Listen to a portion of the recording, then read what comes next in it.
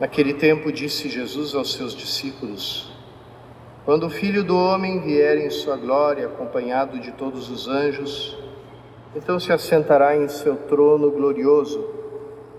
Todos os povos da terra serão reunidos diante dele, e ele separará uns dos outros, assim como o pastor separa as ovelhas dos cabritos. E colocará as ovelhas à sua direita e os cabritos à sua esquerda. Então o rei dirá aos que estiverem à sua direita: vinde, benditos de meu Pai, recebei como herança o reino que meu Pai vos preparou desde a criação do mundo. Pois eu estava com fome e me destes de comer. Eu estava com sede e me destes de beber.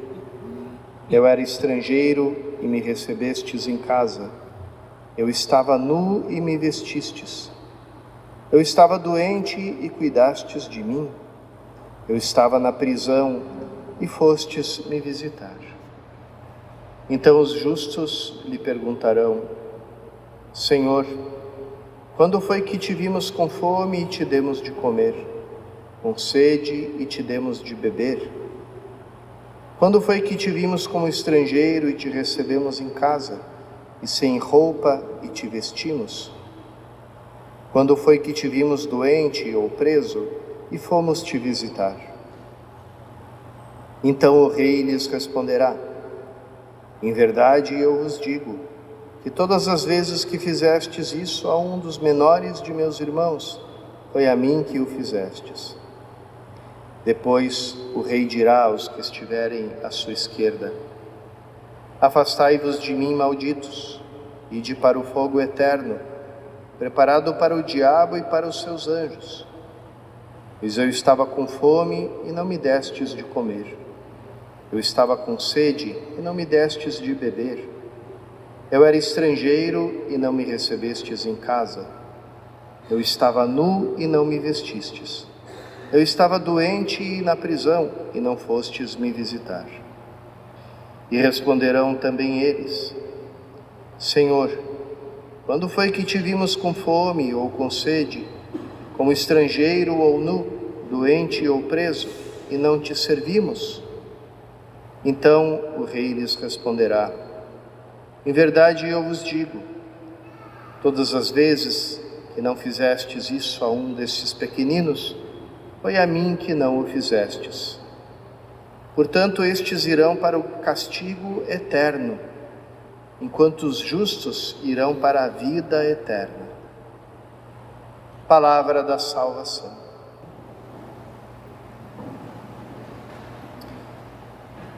Quando houve a reforma litúrgica, depois do Concílio Vaticano II, obedecendo aos pedidos que os padres conciliares fizeram, Papa Paulo VI teve por bem fazer uma pequena emenda no ato de contrição, que no antigo rito, no rito pré-conciliar, forma pré-conciliar do rito, ele era recitado ao pé do altar, no início da missa, pelo sacerdote, depois pelo povo, e agora é rezado no ato penitencial, já dentro da missa, por todos juntos. Qual foi a emenda, qual foi o acréscimo que Paulo VI, São Paulo VI fez? Ele colocou entre as formas de pecado, pecado da omissão. Antes se dizia apenas pensamentos, palavras e obras. Então, São Paulo VI acrescentou pensamentos, palavras, atos e omissões. É interessante que, quando Jesus fala desse momento do julgamento eterno, do qual ele é o juiz, o julgamento final, praticamente o único pecado que ele menciona aqui é na forma da omissão. é o pecado invisível, porque aqui Jesus não diz ide malditos porque vocês roubaram, porque vocês mataram, porque vocês, enfim, né, fizeram alguma coisa errada. Não, aqui, tanto para aqueles que são admitidos no reino de Deus, quanto para aqueles que vão para o castigo eterno, isso acontece em virtude de algo que nem uns nem outros perceberam, porque até os que foram salvos perguntam: mas quando é que isso aconteceu? Você estava com fome e a gente te deu de comer? A gente não lembra disso. Quando foi isso? Como também os condenados também perguntam: quando foi que a gente te viu com fome, não te deu de comer? Quando a gente te viu com sede, não te deu de beber? Quando foi que a gente não te serviu? Então, tanto uma quanto outra coisa passa desapercebida na vida de quem depois vai ser julgado por Cristo. Por isso é tão importante, e Jesus usou essa didática da repetição. Então, essa lista que passou depois na tradição da igreja como a lista das obras de misericórdia, né? As 7 obras de misericórdia. Existe também a versão, por assim dizer, espiritual dessa lista, né? Que é não só vestir com roupa, mas também ensinar a uma pessoa, né? Enfim, existe também as atitudes espirituais que tem a ver com essas obras de misericórdia material, temporal, que são colocadas aqui. Então, essas atitudes, Jesus repete, narrando e preparando a eles e preparando-nos a nós para esse grande juízo, né? Eu gosto de colocar dessa forma, né? Melhor professor do mundo é Jesus Cristo, porque no primeiro dia de aula ele coloca as perguntas da prova final já com as respostas, né?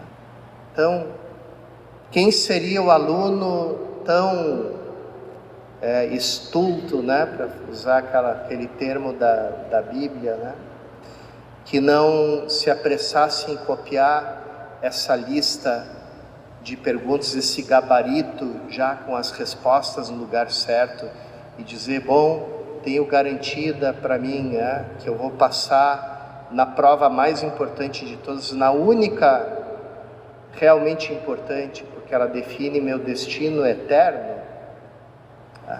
Então, para que, e ainda mais, para que a gente memorizasse esse gabarito, esse professor divino repete várias vezes na sua fala sobre essa lista, para que a gente guarde na memória.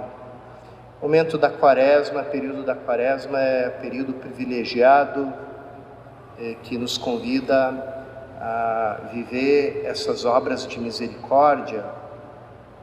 E seria bom a gente de novo revisitar isso, porque era uma coisa que se ensinava nos antigos catecismos, aqueles que as crianças tinham que decorar as listas, os mandamentos, os dons do Espírito Santo, os pecados capitais, as obras de misericórdia, né?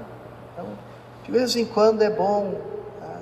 A gente um pouco pegou uma certa ojeriza a essas decorebas, né? Essas coisas que tem que aprender de memória.